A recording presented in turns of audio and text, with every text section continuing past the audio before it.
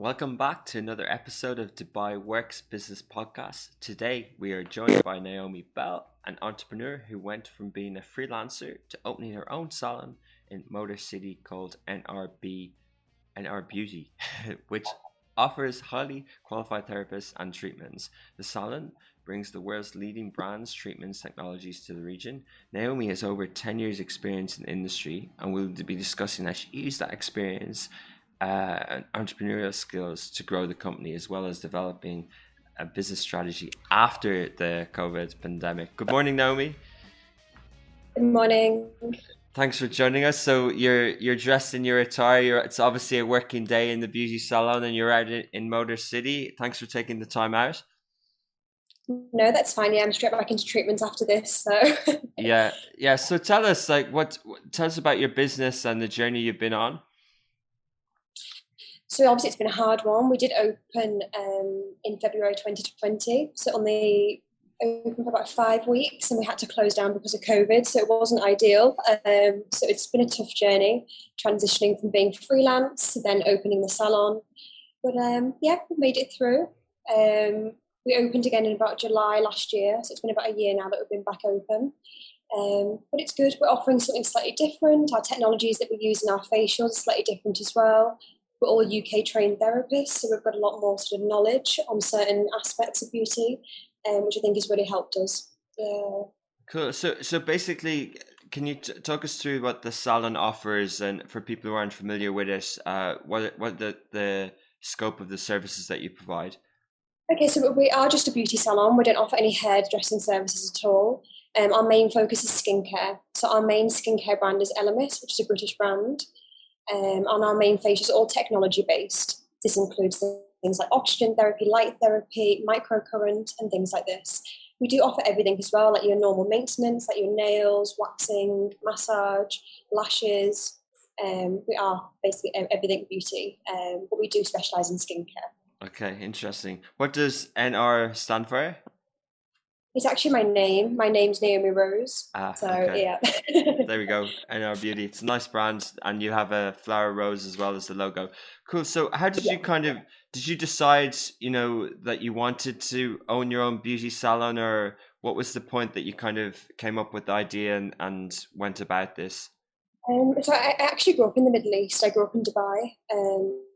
So I've been here for a long time, and beauty's always been my passion.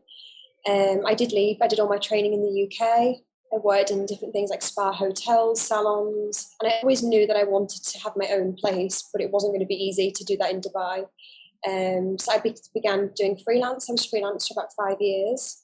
And then I took the leap. I decided it was time. I had a good client base. I was working 7 days a week, 12-hour days, and I was ready for that transition into the salon. Interesting. It obviously wasn't the best time when I did it. It will be in the future. You look back and you'd say it was the perfect time. But yeah, obviously difficult, difficult first few months and 12 months. Interesting. You talk about the freelance there. Is that how busy one is as a freelancer in beauty in Dubai? 12 hours a day, 7 days a week, or was it you, or were you busy? It just depends. Whereas a lot of freelancers here are part-time. They'll have a main job and then they do beauty on the side, or like hairdressing on the side. For me, I've always done beauty. I don't do anything else. So for me, it was a full-time role. It didn't obviously start full-time. It was a couple of days here and there. But again, I was offering something different. And I was very rounded. A lot of freelancers, they specialise in one thing. So I think maybe that's why that people don't work every day. But for me, because I was offering so many different treatments, I got busy very fast. So yeah, it was full time for me. I didn't have another income. So. And in terms of commercial nuance and business sense, obviously as a freelancer, you have to manage your own books and finances and invoicing and things like that. So that was kind of a good schooling to kind of gear towards. Yeah, because I've got control of everything. I had to do everything from the diary, from answering the phone, to actually doing the treatments, the finances, everything. So it helped me a lot when opening. I still do a lot of it all myself now, in regards to like the admin and things, the bookings, and yeah. And when you were doing the freelance, were you gearing towards? Were you saying that this is NRBeauty, or was it say Naomi on WhatsApp, or were you kind of gearing towards something more professional as you Yeah, so kind of? in the beginning, it was myself. I always addressed it as Naomi, because obviously I was a person. But eventually, sort of after the first year, I turned it into NRBeauty, and then we went, and everything was always hello, welcome to NRBeauty. And I tried to transition it quite a long time ago. Ah, good. So Yeah, that yeah, so it's yeah, exactly. So you were kind of building the customer base, but just building the service level and the standards. So it kind of the exactly. even though you weren't physical, you were definitely sort of focused on making a kind of a business entity out of it.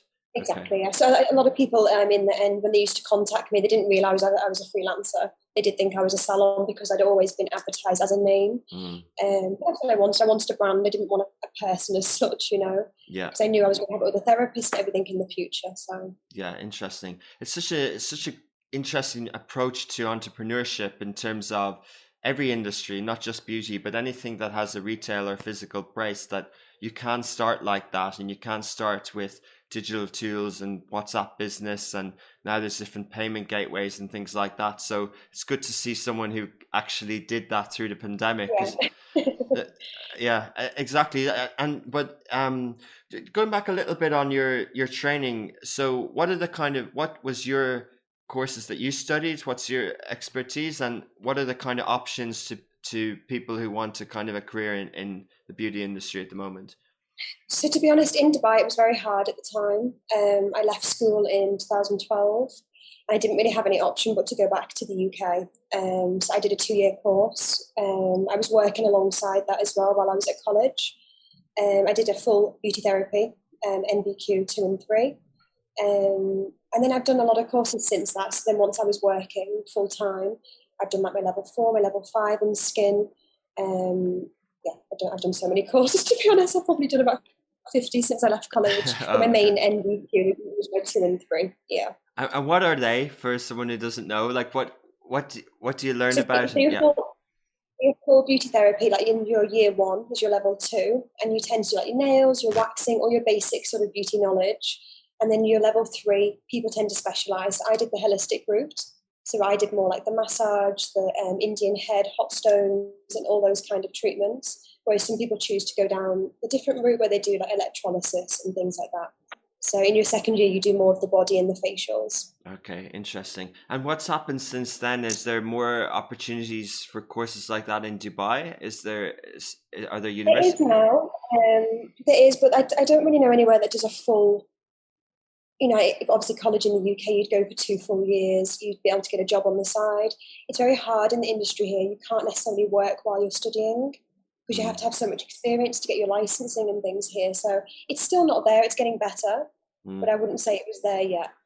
So then, to employ people in the spas and salons across Dubai, there isn't actually that many talent in the country, and a lot of people have to be kind of come in for that job. Is it Yeah, hard to recruit? it is. Yeah. One of my friends actually owns a recruitment company here, but it's even hard for her because a lot of the people she has are in the UK or they're in South Africa and things like that. So Mm. a lot of them have to be flown over.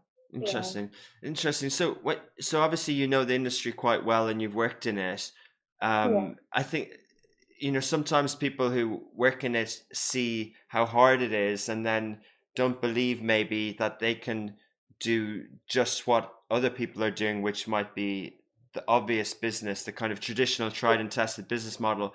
Why did you choose, a bricks and mortar clinic versus the other trends in the industry, which might be digital or might be e-commerce or might be other things? What was your sort of decision process around that? For me, it's what I've always known. It's how I've always done it. So I didn't want to change that. But there's a lot of people doing it in different ways, and having different types of treatments and things like that. But for me, this is what I know, Mm. that's why I stuck with what I knew. Okay, interesting. And then setting up the business itself in terms of licensing and the location in Motor City, how did you kind of go about that? And did you? And so I actually grew up in Arabian ranches. So I spent about 12 years so in this area. I actually live in Mira myself, so a lot of my clients were over this way. So for me, it made sense. I didn't feel like there was anyone here in this area necessarily doing what we're doing. There's a lot of Mm, salons in JLT, the Marina, on the palm and things like that. But I didn't feel like this side of Dubai had what we could offer. And that's why I chose this. The licensing was a difficult one, but I got a good PRO that helped me with all that. So. Yeah, exactly. What license do you need to get for Motor City? Is it which? So we're Dubai mainland. Okay, so it's mainland. Yeah. Oh yeah, because it's a physical store as well. Yeah, interesting. And yeah, and then how did you go about? Well, first of all, how would you know that the demand is there for the type of service that you're doing? Yeah, like and how have people's behaviors and trends, like how people change what sort of beauty services that they want?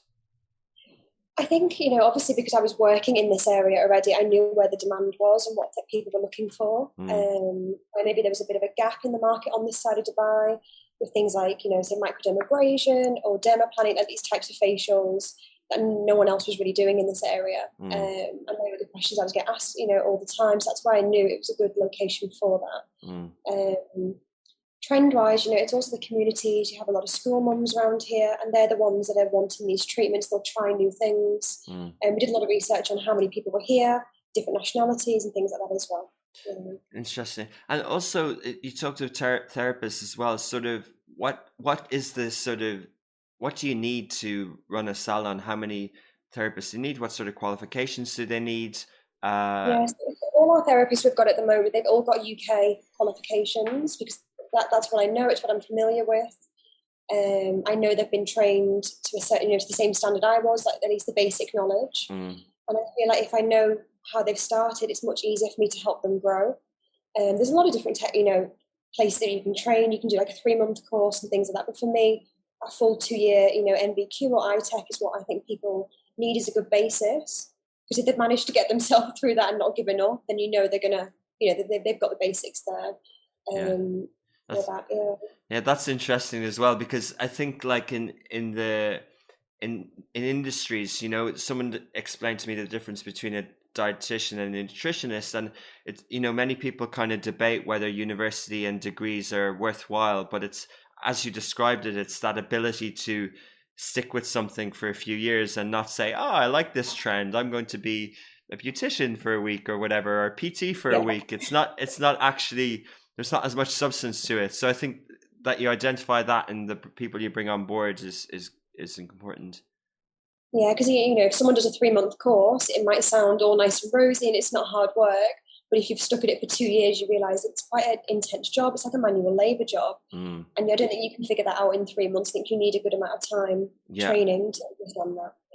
Yeah. And then other as well, just sticking on the kind of the business setups and structure. So I've been inside. I've had some fancy facials in Dubai. I've been to lots of nice spa places and things like that.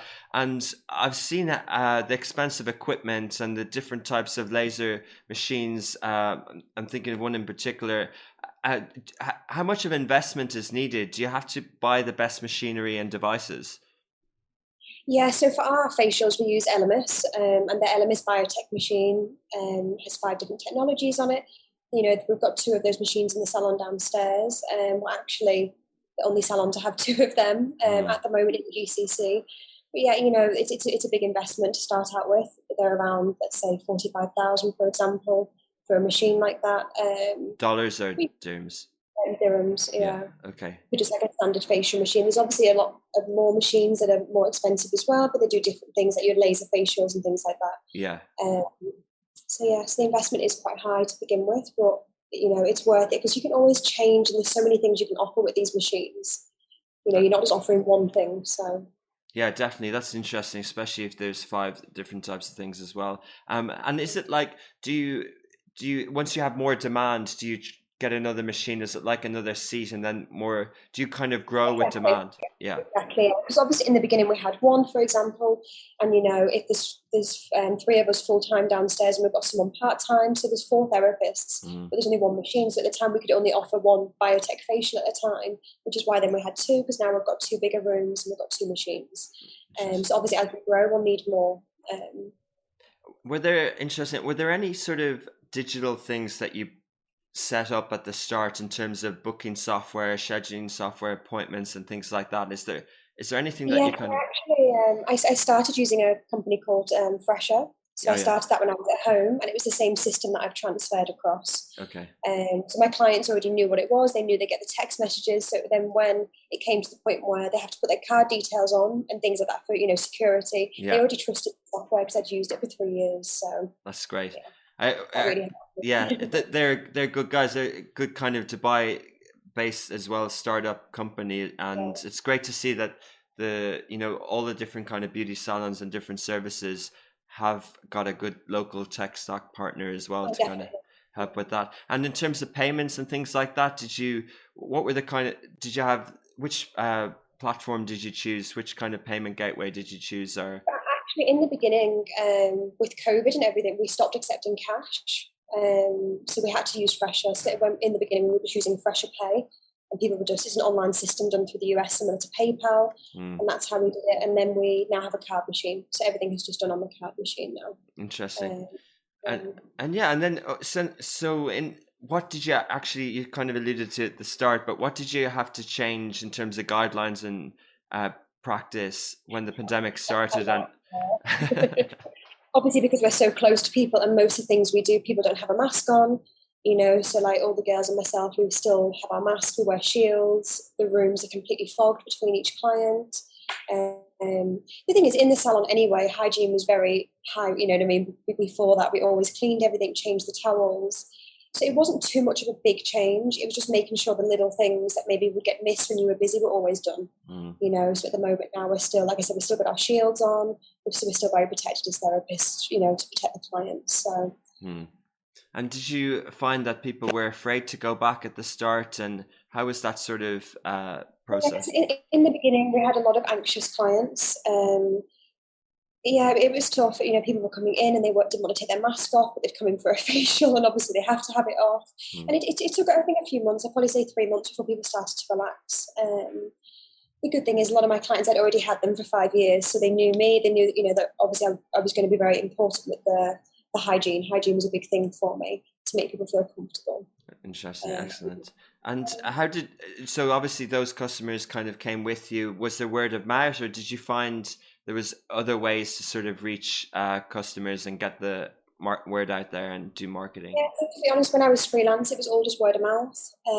Even with the salon now, we've only just really started doing a lot of advertising, to try and get people to understand where we are. The location is different. I'm not freelance anymore, even though, and but yeah, it was all word of mouth from the beginning. Mm. I had a small client base, and then it grew from there. Interesting. And so the opening hours, to be kind of flexible for people, like, Yeah. what are your opening hours? So we're open sort of like 9 till 8. We're currently open 6 days a week. We will be opening on Fridays from next week as well. Wow, So full on. Lots of, yeah. yeah. But we kind of discussed offline as well there. Like it just seemed like a really good area, kind of an upcoming area, and obviously Dubai is expanding and moving outwards as well. It's just even from when you grew up, it must be have changed a lot around there. Oh, it has, yeah. I mean, obviously, Motor City, when it was originally built, it was somewhere that was meant to be like it is now, but it never ever grew, and it sort of stopped. Spinneys was there, and that was it. But over the past sort of 5 years, especially, it's really growing. There's so many different communities here now that it's always busy. Whenever you're driving through, it's such a busy place, which is why I chose it. To be honest, yeah, Yeah, it's a good location. good in catchment area, and people are I something yeah, we're moving office eventually out of JLT, and I was I hope my dentist isn't listening to this, but I was thinking I used to go to the dentist in JLT for the last 4 or 5 years, and I was thinking, oh, there must be one out near Production City, Motor City. So I think people will start thinking of services near them as well, like, yeah, and Yeah. start looking for it like that as well. Yeah. There's a lot of new hairdressers and things around here as well, and people are definitely starting to, instead of going all the way to the marina or Business Bay for things, they're definitely keeping it closer to home, I think. Yeah, super interesting. But so how kind of broad question, but how competitive is it? Like how when people say they're going to set up a restaurant in Dubai, people sort of know how competitive it is. They know how many burger places there are. So how competitive it is in terms of beauty salons? Huge. There's huge competition here. Obviously, back home you'd only have one or two salons to choose from, for example. You'd have your local hairdressers, your local beauty salon. Here, even on the street there could be 20, 30 salons. It's a very big industry in the Middle East, but you just have to be different. You have to stand out. You have to offer different things and not follow the crowd as such. A lot of places offer your same treatments, which is why we're trying to be different. We're trying to give people a different experience, bring different knowledge to the industry as well. Yeah, and so the before sort of different trends and before before kind of before people start using beauty services that wouldn't use before, obviously females and males would do facials and manicures and pedicures and different types of services. But do you think that in this region that it's even more dialed up, or more money is spent from a service point of view in this area? So, yeah, I think a lot of people have got a more disposable income for things like beauty treatments, for looking after themselves. And I think people are also more willing to try new things because there's so many options. They can hear about 10 different treatments on a daily basis that they want to try, and they want to know which one's the best one. Whereas I think in other places, like especially back home in the UK, if you've only got one salon, you only learn about what they're offering. You don't learn about all these different competitors and what they bring into the market as well. So I think people are definitely more willing to try new things because they can hear about all these different options. So yeah, I think it's definitely a sort of industry that's developing a lot faster, I think, in the Middle East than a lot of other places. But also, do you think that obviously hair salons are the frequency would be quite similar in different countries of how frequently people would get their hair done, and depending on surplus income and things like that. But do you think, certainly my observation, and correct me if I'm wrong, is the frequency of nails being done and things like that is more here and in this region than in the UK and Ireland?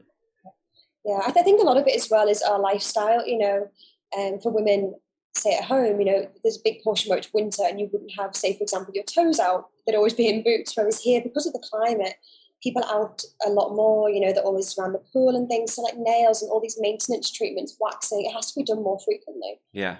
Interesting. That's a good. People are more conscious of that, I think, as well. So yeah, and it becomes more of a behavior. It becomes like a weekly thing, exactly. and that's really interesting. So, do you cater to that? Do you have kind of packages, like almost like subscription? Do you have, or do you just kind of weekly? We do have facial packages, so we have different courses. It's either 6 facials or 10 facials. People can sign up to. They can have them weekly. They could have them monthly. And we sort of cater it for them. Yes, we do have different packages. We have packages for like reflexology, for example, and things like that as well. Interesting. Yeah, because the reason I kind of asked that line of question is because recently on the podcast we've had people who've set up e-commerce beauty companies, and a lot of their reasoning for doing this is they talk about the kind of big figures of total spend per person per capita in the region on beauty, and it's often associated with products and often associated with products like that you would do at home, etc. But not many people see it in the way that you're doing it, which is services and beauty salons and things like that. But do you think that both are an opportunity, and would you some of the products that you bring in, do you sell them separately, and do you look at the kind of product space? So we do sell all our products as well that we offer in the treatments. We sell all our LMS range, and we have things like Olaplex. We do sell all the products as well. I think it's a massive industry here for the beauty products. People seem to have 20 different facial items they use. Yeah, it doesn't necessarily mean they know how to use them, and that's where we're trying to fill that gap, and we're trying to educate people on how to use those products they're spending all this money on, as well. Do you know what I mean? So I think a lot more knowledge for that needs to happen as well. How are you going about that? Are you kind of doing it on a customer basis, or do you have different types of online information and things like that? So everything that we do product wise is always customized. Everyone's skin is so different, their lifestyle is different, and that's what we like to focus on. Even our facials, everything is customized to each individual. I'm not really someone that believes that if something, there's a new product out, it's going to work for you and you. Everything is very different. So what works for one person is not always going to work for someone else. So yeah, I'm always very focused on customizing. You know, the core products that you have is related to that company Elementus that you have the machine for. Uh, but do you look at other products that aren't necessarily in the region? Yeah, yeah, 100%. Yeah. I'd always recommend, say, if someone comes to us and they don't even have a routine, I'd always recommend something very affordable to start with Mm, before you recommend these bigger brands. Because if you don't have a basic routine, there's no point investing in the bigger brands, mm. until you've got your. And people then gain your trust from that. They see this, the small changes these first products are doing, and then they'll develop that relationship after that. And are people more interested in different types of products now that are organic or clean beauty and things like that? And do you get requests like that? Yeah, yeah, we do a lot. Yeah, we get always asked about like vegan lines and things like that, and people are definitely more interested where their products are coming from, where the ingredients are coming from. Interesting. And how do you kind of stay on top of all that? How do you kind of source the new products, and where do you kind of what countries do you get them from? So all our products actually come from the UK at the moment. The brands themselves are very good. I think now staying on top of the market and staying on top of the game. There's always new releases.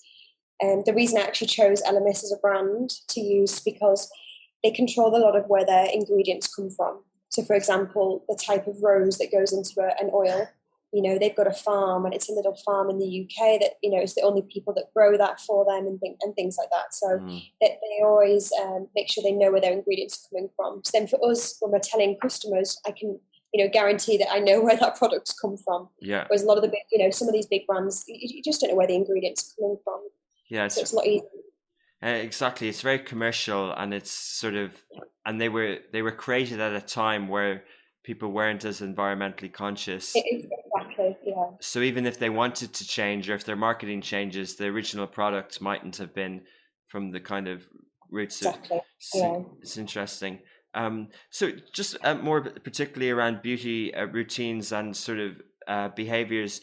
What do you kind of what's the normal frequency for, say, facials, if we're talking about skincare, that people would come to your clinic and then your salon, and then also what's the typical routine that one would have? You know, do they use three different products in an evening and again three different products in the morning, or what do you kind of observe from your customers? For facial wise, I mean, most of our customers come once every 4 to 6 weeks. Because a lot of our facials, they include very deep exfoliations. They can only have that once a month, for example. We have some ladies that are on courses for anti-aging, and they have to come more frequently. But I'd say, on average, it's normally once every 4 to 6 weeks. Mm, Then for their home care, it completely differs. I mean, if someone doesn't have a routine, I'd normally start them with maybe 2 or 3 products in the morning and evening to not overwhelm them. But your clients that have they've got all these products, they've invested in it all. They could use up to 6 products in the morning, 6 in the evening. It completely depends. really? Yeah. I mean, I'm someone that I believe don't use too much. I think we can use too much on the skin Mm. as well. So I like to I think balance is good, but if someone's got them and they want to use them, you have to advise them how to. So So generally, for the uninitiated, what do you think the skin needs on a daily basis? You know, particularly in Dubai, do you yeah, think? I think Yeah, especially in Dubai, I think we have to, cleansing is obviously the most important. There's a lot of pollution here, there's a lot of dust in the air. So cleansing is definitely the number one. Toning, toning is important, but I prefer toning with like a natural rose water, one that you'd cook with, something that you'd ingest yourself. This is very good for like the hydration on the skin. And then interesting. moisturising. Moisturising is so important. It's one of them things that people go, my skin's oily, I never moisturise. Even oily skin needs to be moisturised in this Okay. heat. Dehydrated skin's going to age faster. And unfortunately, because of the AC and the heat here, Hmm. everyone is dehydrated, whether they're oily or not. That's interesting. So you kind of recommend that those as a core basis twice a Yeah, day at yeah, least, yeah, and then a yeah, at facial the very least. once a month. Okay, cool, noted. Brilliant. So I'm actually going on a podcast later today with a friend who's setting up skincare for men, and he's really passionate about it, and it's kind of more of an e-commerce platform. But they came around to my apartment a few days ago to do a shoot in the morning, and I do the normal, like I use, you know, products that I pick up in the airport, and I kind of, just don't really know what I'm doing sort of thing, but know it's important. And but what he brought over a few products, and I was just amazed with the detail, the expense of them. Like one of them has I think I might have the wrong word, but has the I think retinol or that alcohol type sense. Yeah, Yeah, that yeah. and it created a sensation on the face, and he explained what that does and how they you know, how they made that proprietary and things like that. So it's a really kind of deep level, you know, you can really kind of learn a lot about it. Yeah, definitely. There's a lot of science behind skincare now. It's not just slapping on a few things. You know, there's so many different acids and things we can now use on the skin, which 10 years ago you wouldn't have access to as a home care routine. You know, you would never have had access to different acids and hyaluronic acid and vitamin C's and things like that. Whereas now you can buy these and use them at home. Hmm. How It's would crazy. how would one use vitamin C? Is that part of the kind of cream, or yeah, is that how you apply it? Yeah, so vitamin C, there's a big debate on this, to be honest. I, I always tell my clients just to use it in the evening. There's probably going to be hundreds of people that listen to this and say use it in the morning. For me, vitamin C is very active on the skin. People tend to use it for things like pigmentation, for brightening the skin, for overall skin health as well. I say in the evening because it reacts with the sun. And if you're putting something on the skin that reacts with the sun and you're trying to use it for pigmentation, to me, it doesn't make sense to wear it through the day. Hmm. There's plenty of people that will disagree. So. Yeah, interesting. But you know when you know everyone's skin is different and everyone's routine should be different. So how do people go about knowing what skin they have, or how, you know, would they obviously speak to to one of your Yeah, therapists and they would say, yeah. So for us, you know, we tend to always invite people in for a skin consultation to begin with. You know, a lot of people will message the phone and they'll say, "Can I book for this facial?" And a lot of the time we'll say, "Well, come in first. We'll have a look at your skin." And you know, we have to understand what they're putting on their skin every day. For some people, you know, the products they're using are already too harsh. It's the wrong products. So we need to understand their skin before we go and say you can have this facial, that facial. hmm. We like to take our time and actually understand what they're doing and what they've had before in order to help them more. Okay, so some of the things that you would tell them is whether they've got dry skin or oily skin, and the type of things that they should be doing in the future, and yeah. The first thing I always ask is, you know, what is their concerns? Because for me to look at someone's skin, I might notice something, but it might not even be a concern of theirs. Mm. You know, someone might come to you and you might see, you know, say they've got a lot of breakouts, but their concern is their fine lines around their eyes. So I always like to understand what their concern is before I say anything, before I tell them what I think, Mm. because you have to understand what is bothering them. Mm. Interesting. And again, you know, you're doing it more in person, and you're kind of really kind of, and I guess that's it's the opposite to this world of digital. It's more of a personal touch, but maybe with skin that we can't really digitize skin because we're not avatars. Yeah, you know, during COVID, a lot of people were doing online consultations and things like this. But for me, I'm very hands-on.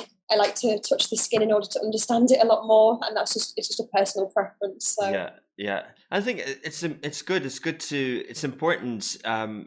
You know, I think customers see that and they notice that. I think if someone is passionate about a topic or an industry, if you go for a service, whether anything to do with skincare, hair care, or physio or anything, and if the practitioner is talking to you about the football or gossip or things like that, or when are you going on your holiday, or if they're really trying to understand why you're there, then you have more trust in them as well. yeah, exactly. Yeah. You know, and that's what it's about. You know, we want our clients to come back. We don't want them to come once and not come back again. So it's developing those relationships and the trust. And the more they trust you, the more they're going to want to try new things. And when we bring new technologies and new treatments, they're going to be willing to try them. So. Okay, interesting. Learning a lot here, Naomi. Thank you very much. But so just kind of moving on to other topics. But basically, what's your view of business in general? Like, if you know, irrespective of beauty, what's your kind of philosophies and principles on business, and how do you approach it? For me, you know, I just believe I've always been someone who you have to have a passion for what you're doing. I think it's okay having all the money in the world, but if you're not passionate about what you're doing, whether it's beauty, whether it's, you know, automotive, anything, I just feel like it's then very hard to keep your heart in it, especially through things like COVID. I think it definitely made people realize they were maybe in jobs they didn't love, you know, they had businesses that they didn't want to carry on. And I think for me, that's the number one thing, you know, if I ever fell out of love with what I was doing, I'd have to question what I was doing every day. Interesting. But you could do that, and you could work at another, you could be passionate about what you do and work for someone else. Yeah.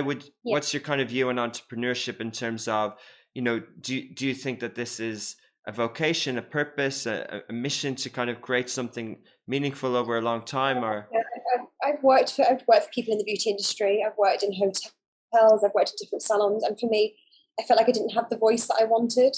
I feel like I've got a lot of knowledge to share and just a different view on the industry, and that's what drives me. I feel like if you've got something to tell people and something to show, just go for it. Brilliant, cool. And what about sort of Dubai? You know it more than most, having spent most of your Yeah. life here. What's your kind of view on Dubai in terms of business capital? It's a hard place. It's not easy. I don't think anyone can just come here and open a business. I think it takes a lot, even down to the licensing, your sponsors and things like this. There's a lot that goes into it here. Mm. They don't make it easy. And I think COVID showed a lot of us that, we had a lot of bills to pay. We didn't have any income. It wasn't like back home where you got a lot of support. So, yeah, there's definitely not the support here. I think that maybe there could be.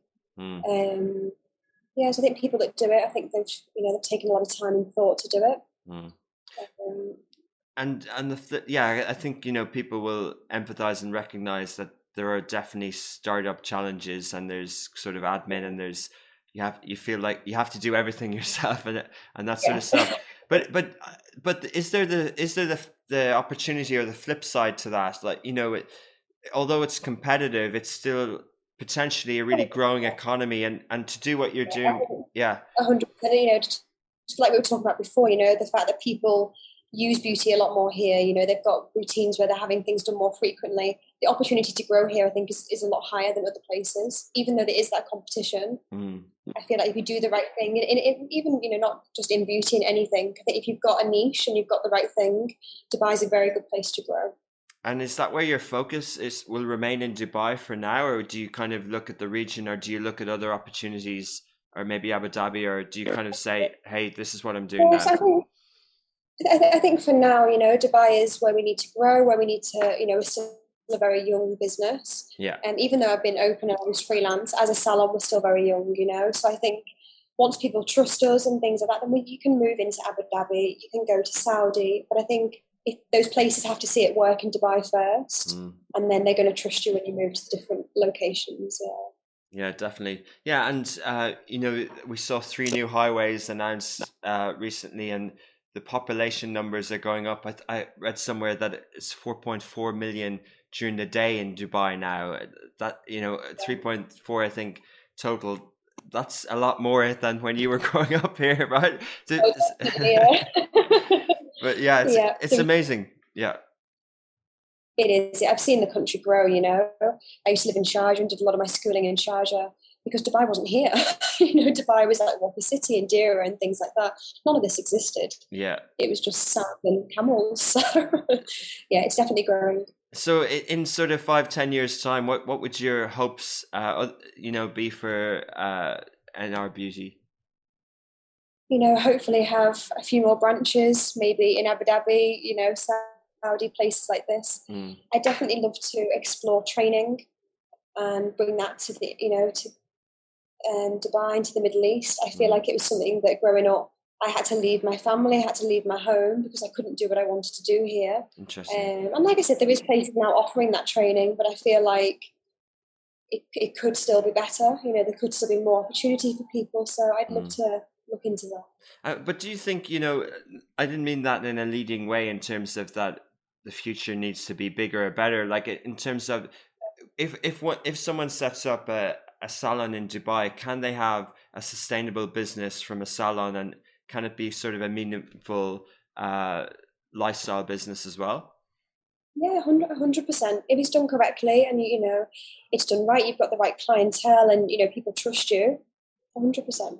Brilliant. You don't need to have 20 locations. I think it can definitely be done with one. Yeah. Brilliant. Well, we'll leave it at that. I think I trust you enough to recommend that my mum pays NRBeauty a visit in the near future. But thank you very much, Naomi.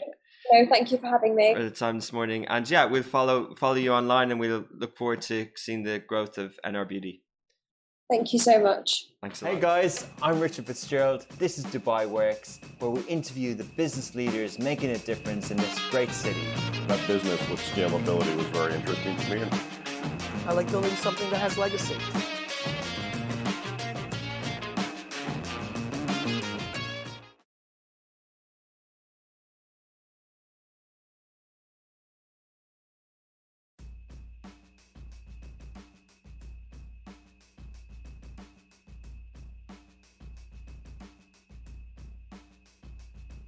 That's it for another episode of Dubai Works. Thank you so much for listening, and please leave a review on the podcast platform that you're listening to. It really helps with organic searches. Also, if you'd like to appear on Dubai Works or know someone who has an inspiring business story in Dubai, please do get in touch on any of the smashy social platforms.